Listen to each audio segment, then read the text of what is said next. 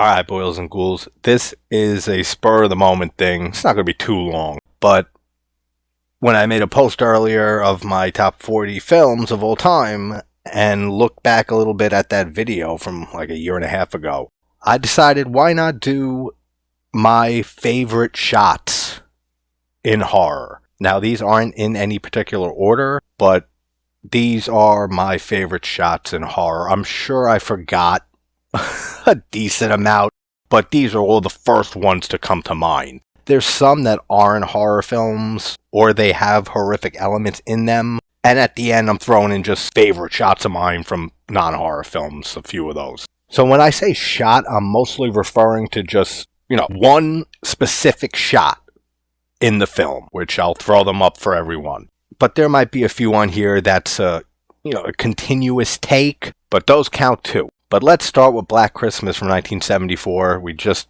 talked about this in an episode of the podcast. The shot of Claire with the plastic wrap over her face, rocking the rocking chair in the attic. Mario Bava's Black Sunday from 1960.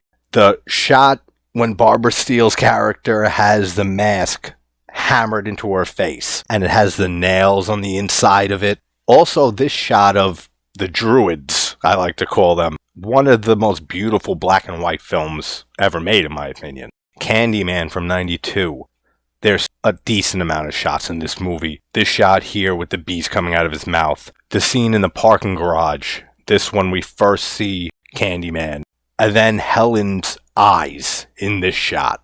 The way her eyes look, man, she is in an absolute trance and doesn't understand what's going on and what she's seeing. The way she conveys that in her eyes, I love this shot. And then my favorite shot in the movie, Candyman hovering over Helen in the hospital. And again, rest in peace to the legend Tony Todd. Cannibal Holocaust from 1980. This shot right here, love the white, paint on the tribe members, and the infamous shot of the woman on the pole, which Deodato was brought to court because they thought he actually murdered the cast of the movie. And this girl, they had to actually recreate the effect of this in court to prove it was an effect, because that's how realistic and convincing it looked. Lucio Fulci's City of the Living Dead.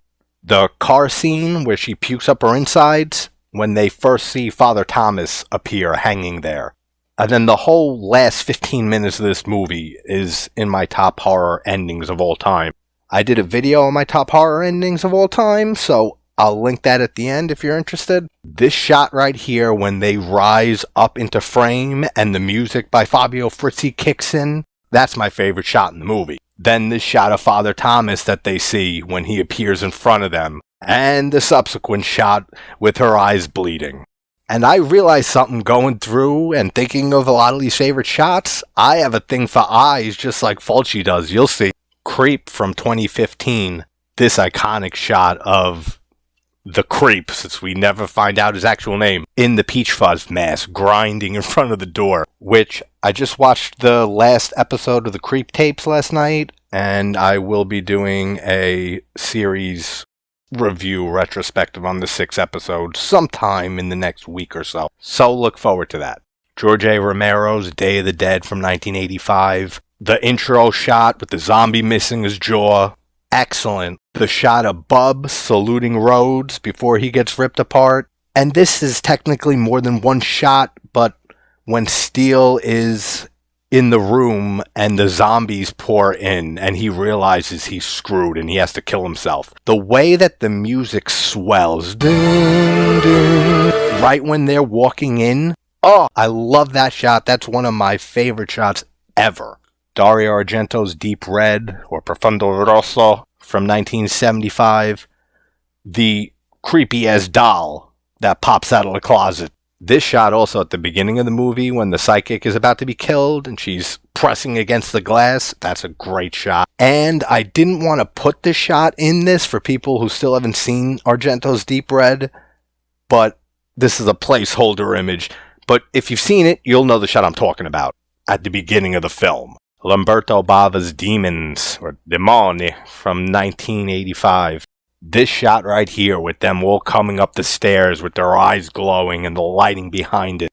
David Lynch's Eraserhead from 1977. Now, there's a few Lynch picks here, and we can do an entire, hour-long episode on best shots in Lynch films and Twin Peaks alone. Probably much longer than that. This shot of the baby, this shot of the lady in the radiator, and just the iconic shot of Jack Nance with that ridiculously awesome hair. This shot from The Evil Dead, 1981, when she rises up and delivers her short little speech as a deadite and collapses to the ground. And Evil Dead 2. This shot of Ash dancing and losing his mind as the rest of the room is moving around, the lights going up and down. And this is another favorite shot of mine, the deer head cackling. Exorcist 3 from 1990, one of the greatest jump scares of all time, this shot right here. Friday the 13th from 1980, the jump scare at the end with Jason. More David Lynch, and there's a lot of them in this. Twin Peaks Fire Walk With Me. This shot near the beginning of the movie, her name is Lil. She's my mother's sister's girl. So weird, so great. This shot of Leland Palmer, he looks so menacing here, and given what happens later in the movie, it's a creepy shot. This shot of Philip Jeffries when he warps back to Costa Rica from the Philadelphia office, and this shot on the security camera where you see Cooper standing there, not moving, after Philip Jeffries walks past him. We also have many, many shots of the Black Lodge in this movie and the series. This shot of the Lodge entities having their meeting above the convenience store. And then a few of the shots at the ending. Laura's face here with the lighting on it in the Lodge. This iconic shot of Cooper with Laura in the Lodge. And then the last shot seeing the angel appear. John Carpenter's Halloween from 1978. There's a bunch of them in here too. The shot of Michael as a kid at the beginning after killing his sister Judith in the clown costume, holding the knife. This daytime shot when Laurie sees Michael. I love the lighting on Michael's mask in this shot when he's listening on the phone before he hangs up. This one when he's at the top of the stairs. This is an all-timer here when he's coming out of the dark room and then stabs Laurie. And then this shot right after that when he looks down at her. And this is top 3 shots of all time. When Michael slowly sits up and tilts the head over behind Laurie. What an amazing shot in cinema. 1977's The Haunting of Julia or Full Circle. These 3 shots at the end. First of the ghost of Olivia with the toy. This shot of Julia reaching her arms out. Come. Then the shot that it lingers on with the phenomenal score playing for the last 2 minutes of the credits of the movie. These 2 shots from Ju-on the Grudge, the Japanese version from 2002. When Kayako is crawling down the stairs, that's so creepy. When Toshio's sitting on the bed and Kayako slowly bends over Rika's bed, that is another really, really eerie shot. Speaking of ghosts, this is my favorite ghost film, Mario Bava's Kill Baby Kill from '66. Almost every shot of Melissa Grops in this movie. This one's probably my favorite, where it crash zooms in on Melissa at the window. But then you have this jump scare when the Burgermeister opens the armoire, whatever it is. And then this excellent jump scare where the camera pans to the right and then you just see Melissa sitting there. Non-ghost shots. The spiral staircase in this movie? Probably my favorite staircase in horror. I know that's not a huge thing, but the lighting, I mean, just like with Lynch, we can do an entire hour just of best shots in Bava films. If you're a Bava fan and you haven't checked out my mini documentary on Bava, plus my top 10 Bava film ranking video, I'll also link that at the end. More David Lynch, Mulholland Drive from 2001. The Winkies jump scare. That shot is just mind-blowing. It is so effective. Another one of the greatest jump scares in a film. And then both this shot when they're at Club Silencio and the closing shot with Silencio. George A. Romero's Night of the Living Dead. This specific shot of the zombies, or the ghouls I should say, as they were called in Night, walking towards the farmhouse. This shot of the zombie girl about to kill her mother.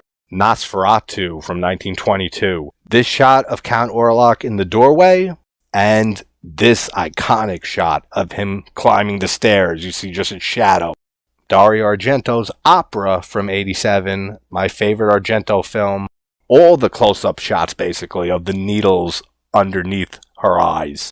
Pet Sematary from 89. It's not the best adaptation, but this shot of Zelda always creeped me the hell out as a kid. It's still very, very creepy. The makeup effects on her, they really held up. Possession from 1981. This shot here of Isabella Gianni's character, Anna, in the tunnel when she's having her freak out in the miscarriage. The way her hands are just moving all over the place. An absolutely breathtaking and disturbing performance from a Johnny. Alfred Hitchcock's Psycho from 1960. There's a few in here too. One, just the shot of the Bates house. That's almost as iconic as you can get. Of course, the shower scene. This shot right here where he pulls the curtain back. This is another top shot in film for me. The top-down shot here when Norman walks out of the room and stabs Arbogast, and then he falls down the stairs. And the ending shot of Norman's face with his mom's skull face superimposed on it. Kiyoshi Kurosawa's Pulse, or Cairo from 2001. This shot of the ghost and how crazy and weird it walks. What a spooky atmospheric scene.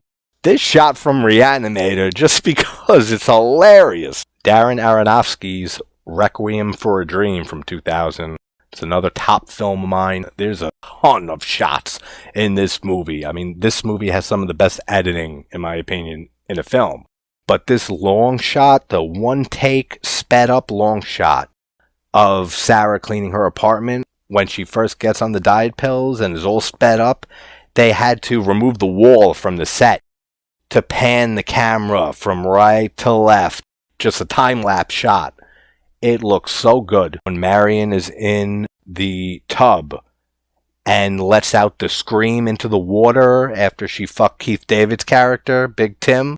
Now, I know this shot is an exact replica of some Japanese manga or anime or something like that. I'm not sure what the name of it is. But damn, it is still such an excellent shot. The boardwalk. You have this one from the top looking down at Harry and Marion, and it slowly, pans out with the music. The score in this movie is another greatest score of all time for me. I did a cover of the entire score, every motif in the film.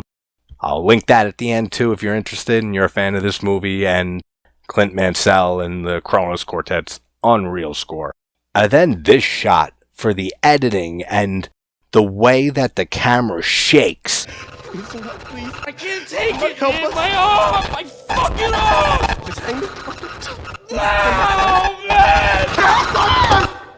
Somebody fucking help us, please! So many great shots in that film. Hideo Nakata's Ringu from 1998. These are some more iconic shots of Sadako coming out of the TV, and this shot of the close-up on her eye. Tobe Hooper's Salem's Lot. This is another top one of the vampire kid at the window. Alejandro Jodorowsky's Santa Sangre from 89. This movie's a masterpiece. I plug it and talk about it anytime I get a chance to. This scene of Alma and Phoenix with the fire behind her, I just love the way it looks. And this shot when the fat father takes the two knives and slices the mom's arms off, and the top-down shot, the color usage, the lighting. If you haven't seen Santa Sangre, I say this every time it comes up, please check it out. Scanners by David Cronenberg from 81. The infamous head explosion scene. And here, again, with eye stuff, Michael Ironside's Eyes. This is such a great one. Helena, give me power! Dario Argento's Suspiria from 77. The shot with the opening kill. I always say Argento had just the greatest picks for locations and sets to shoot on. The repeating wallpaper and floor designs and all of that in all of his films. But this shot, where the camera's way back and it's looking right on the roommate, and she's banging on the door, "Help, there's a murderer." That's another favorite of mine. We have the shot of the plaza here before the dog attacks the blind guy. We have this shot at the ending when Sarah's corpse comes through the door. And my favorite shot in this movie, when you see Sarah's body and goblin score blasting and playing throughout this whole scene. And it pans down as you see Sarah's body. Texas Chainsaw Massacre from 1974. This shot from the dinner scene. And of course the infamous one with Leatherface slamming the metal door. Lucio Fulci's The Beyond from 1981. This is another favorite shot of mine. When Liza's driving down the highway and sees Emily with her dog.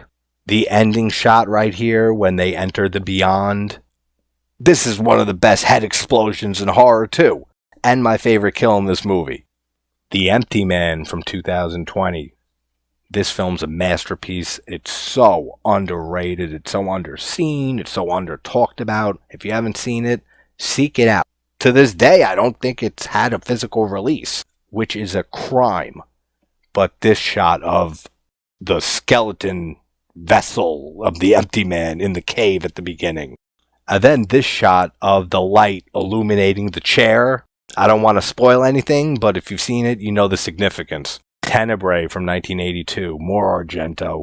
Another favorite horror ending of mine, and another favorite kill of mine. With the blood spray all over the white wall here. What a beautiful, disturbing shot. And then the shot of Daria Nicolodi's character screaming in the rain. The Exorcist from 1973. This is one of the most iconic shots in horror. And there's a lot of amazing shots in this movie, but favorites are this one here, again, with the wide of the eyes, and you can't see it in this exact shot, but her throat bulging out.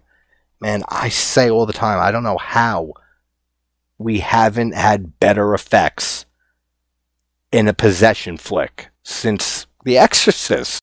It just looks too fucking real at times. This creepy shot of her sitting up on the bed, and then you see the statue of Pazuzu behind her.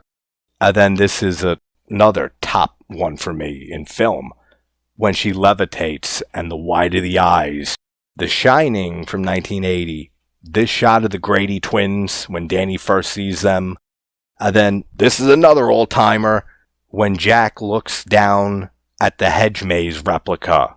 And then it slowly pans into the actual maze with Danny and Wendy walking. That is just a work of art, that shot.